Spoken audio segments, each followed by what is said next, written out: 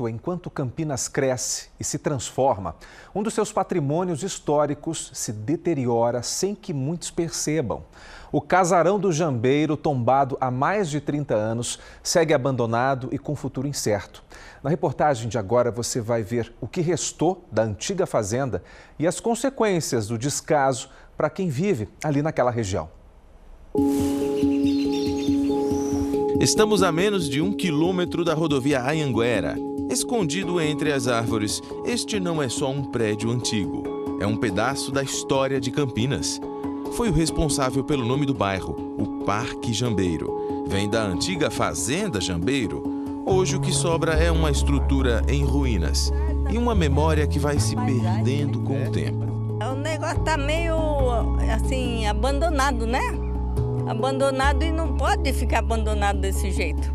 A prefeitura, né, tem que dar um jeito de arrumar isso, porque senão é perigoso entrar as pessoas ladrão, ficar morando aí, destruindo mais ainda as coisas.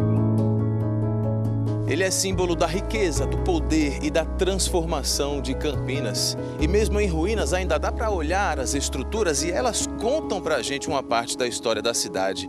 A pergunta que fica é: como pode um bem histórico chegar a este ponto? Quem é o responsável por resgatar o Casarão do Jambeiro? Para responder essas perguntas é preciso voltar no tempo. Quem nos ajuda a reconstruir essa trajetória é o doutor em História, professor Marcelo Gáudio. Em 1860, a propriedade era uma das grandes produtoras de café da região de Campinas. A então nova sede foi construída em 1897. Com o fim do ciclo do café, no início do século XX, os donos tentaram diversificar a produção com laranja e com algodão. Mas anos depois, já na década de 70, o local foi abandonado. Depois disso, em 1979, começou a divisão e a venda dos terrenos. E mais tarde, em 1993, o casarão foi tombado. Parte das construções foi demolida de forma irregular. Estudos apontam que esta parede em taipa pode ser um dos poucos vestígios da antiga senzala da fazenda. Aqui também existia uma piscina que foi aterrada, depois de virar foco de dengue.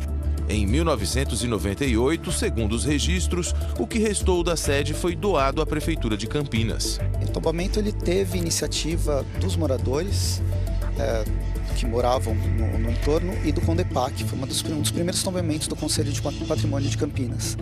Só que apenas tombar não adianta. Você precisa gerar esse sentimento de pertencimento da população para o patrimônio que está em volta. No fim, a casa ela foi textualmente preservada, mas ela foi abandonada pelo poder público que não soube o que fazer e as próprias pessoas não tiveram mais relação com o espaço e que foi se perdendo na memória. O curioso é como a natureza ocupa o espaço deixado pelo homem. Sem manutenção, a estrutura se dissolve aos poucos, cedendo espaço a uma árvore. Não dá para saber se ela agrava os danos ou ajuda a sustentar o que ainda está de pé. Na ausência do telhado, a copa virou uma proteção improvisada. É tanta vegetação que a Babalorixá Omni Leoá, Dona Nair, vem aqui para colher as ervas. Buscar trançagem, que é isso aqui, e espinheira santa que tem ali, ó. É que eu gosto de dar a volta assim, ficar procurando por lá para baixo. Os tijolos antigos exibem inscrições das famílias que encomendaram material às olarias. Alguns já aparecem entre as raízes das árvores. A casa já era feita de tijolo, mas o madeiramento ele está tanto na parte da base do piso, quanto na parte do alto, onde vai ter os telhados. Então isso aqui é o que sobrou desse madeiramento. Um outro detalhe é que esse cômodo tem uma aparência que dá uma pista para a gente do que ele pode ter sido. Sim, a gente tem duas pistas, o encanamento aqui de ferro e esses azulejos. Essa aqui é uma parte toda de serviço. Então a cozinha funcionava aqui, podia ter alguns banheiros e outras questões hidráulicas. Dá para perceber vários encanamentos.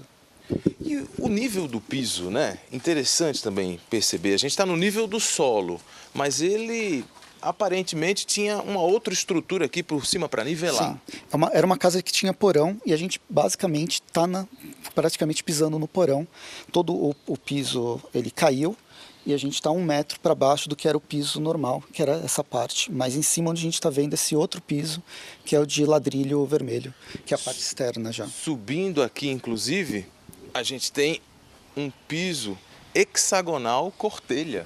Sim. E essa é a parte da entrada social da casa, onde os moradores eles ficavam nessa... Aqui a gente tem a entrada para a sala e os quartos, e aqui a parte de serviço.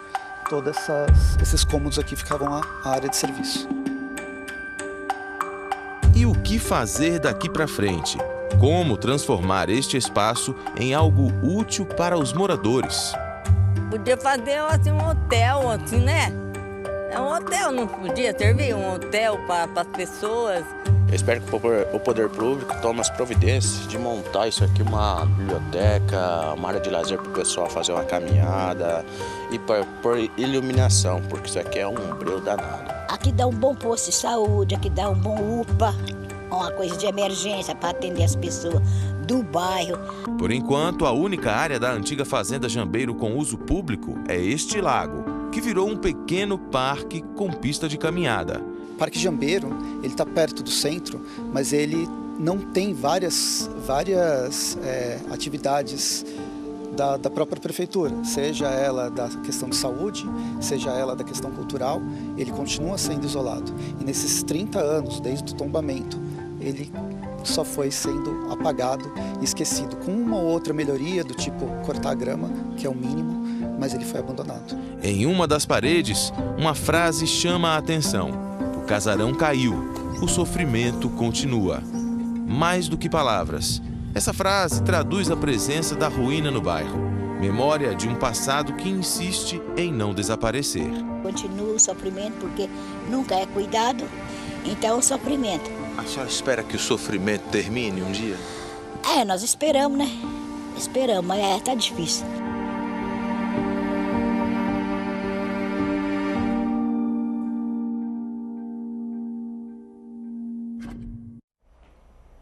Em nota, a Prefeitura de Campinas informou que está contratando o projeto executivo para consolidar as ruínas e requalificar o casarão da Fazenda Jambeiro. Disse que, além de preservar o que restou da estrutura, o projeto prevê a criação de um espaço cultural multiuso integrado às ruínas, ampliando o uso público do local e fortalecendo a oferta cultural na região. De acordo com a Prefeitura, os recursos vêm de um estudo de impacto de vizinhança, conforme previsto na legislação